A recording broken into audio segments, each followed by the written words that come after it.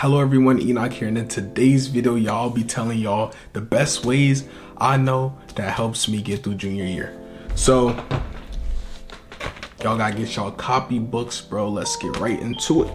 Hello everyone, my name is Enoch, I'm 17, and I'm not particularly the best student, but I do know some good tips that you guys can use and I can follow myself in order to succeed throughout the school year.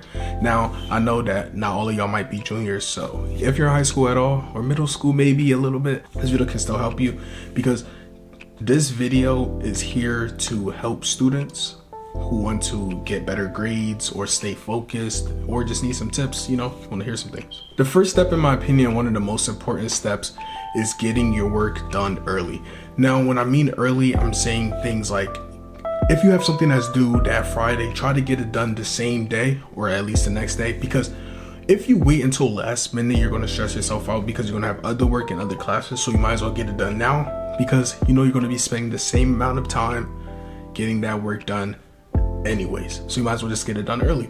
And when I say that too, doing work early also helps, because when you do the work early, you can try to get ahead of the class. When you start to learn a new thing in school, obviously, because that's probably what we're going to learn the next week, you have an idea on what the teacher's talking about, so you can raise your hand, you can talk. When you get your work done early, you can raise your hand to the teacher, and you can seem really smart, and also you can ask questions because you already have an idea on what's going on, so you can be even more ahead of the class, help your classmates out too. And getting ahead of the class also can help, because when you watch content on YouTube or anything else they use to study, when you're ahead of the class, that's really good, because then you can focus on the other classes that might be behind them, which then could help your grades in general. And also, you guys got to be honest, being the person that is ahead of the class, that feeling is great, because when you are able to help other people, that makes you look good in the class, and that's also what teachers like, because they like a student like that.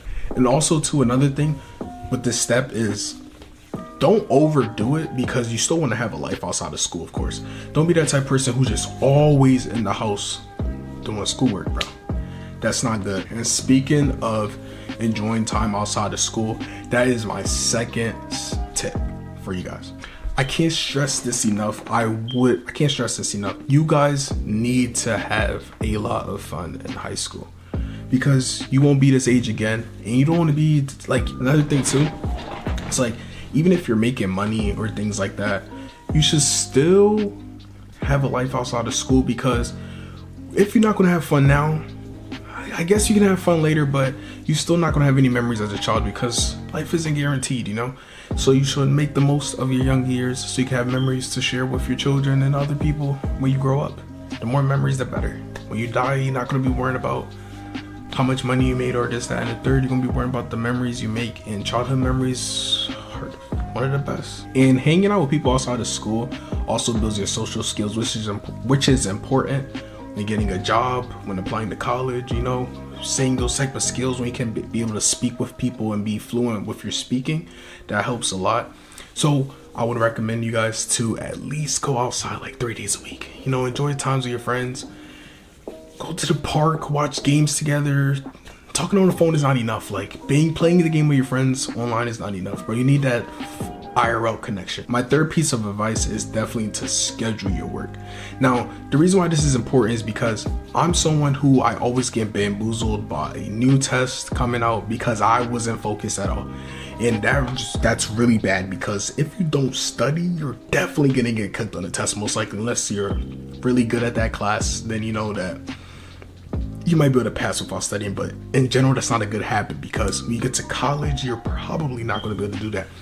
So you should make a schedule. You could do it on your notebook. You can do it on Google Docs, Sheets, anything that can help you remember. You need reminders, because you don't want to be that type of person. And another thing too with the schedule, if you study I'm not going to say every day, because I don't even study every day.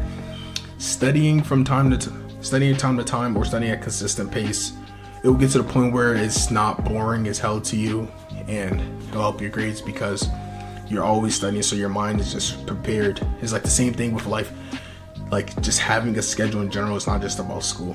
Having a schedule in general definitely helps your life because being productive is very important. And another thing I want you guys to have too in your schedule is weekly goals, monthly goals, and school year goals.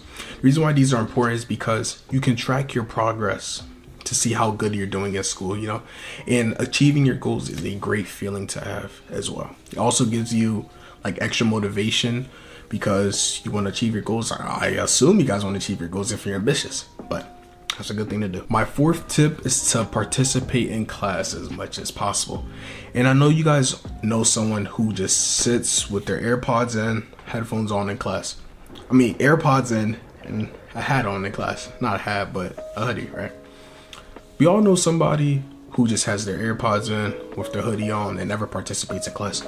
You do not want to be the type of person. Now, I used to kind of be this type of person, and I found out that's really bad because your teachers, my teachers especially, would always put doesn't participate in class or uncommunicative on my report card. Now, I don't know if colleges can see this 100%, but I assume that they can't. So I don't want that on my resume at all, because colleges don't want someone who just quiet and doesn't actually participate or engage in class, because that helps you and others in the class, and the teachers can help you out a lot, because if you don't speak at all, they don't know where you are in the class. So how are they supposed to help you? Think about that. How the heck are they going to help you if you don't talk to them to get a better understanding? And this fits too, because if you participate in class a lot, it's not guaranteed, but when you're working, when you can put down your job resume that you're good with teamwork and building for other people, that's a good attribute to have in general. My fifth tip is to save as much money as possible in high school. Now, don't make the same mistake I did where I'm just spending a lot of my money when I go out with my friends, or spending a lot of my money on dumb things, because one thing too, that's a bad habit. And 9 times out of 10, I'm not gonna say 9 times out of 10, but most of the time, people in high school don't have a job. And that matters because if you don't have a solid income or consistent income, spending money will pitch you. You will be broke for weeks and weeks. You never know if you have to ask your parents for money. But if you guys have rich parents, that's on y'all. That's a different story. But I still feel like you should be able to save, because when you grow up, that's a good habit to have. I won't say save everything you have, because I feel like that's a bad habit. Now, that might be controversial, but you should save a good amount. I'll probably say about 50%, because think about it. At this age, you don't even have bills. Why are you spending all your money? You don't need to get all that fancy shit that you want to get all the time.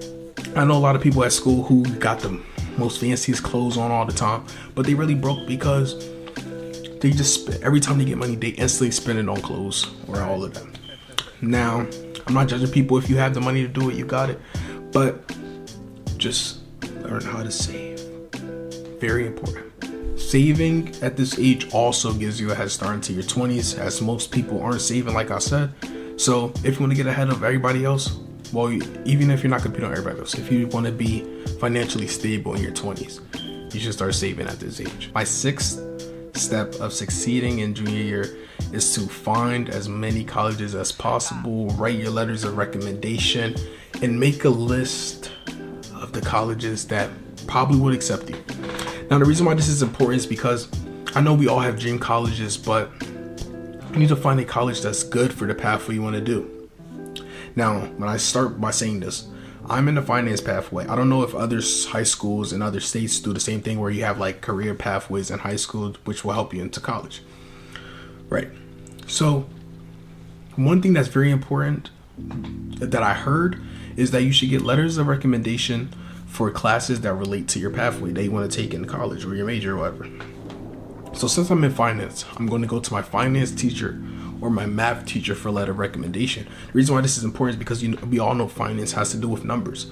So I would want to do things like that, because it will show that I'm good at the most important attributes of finance.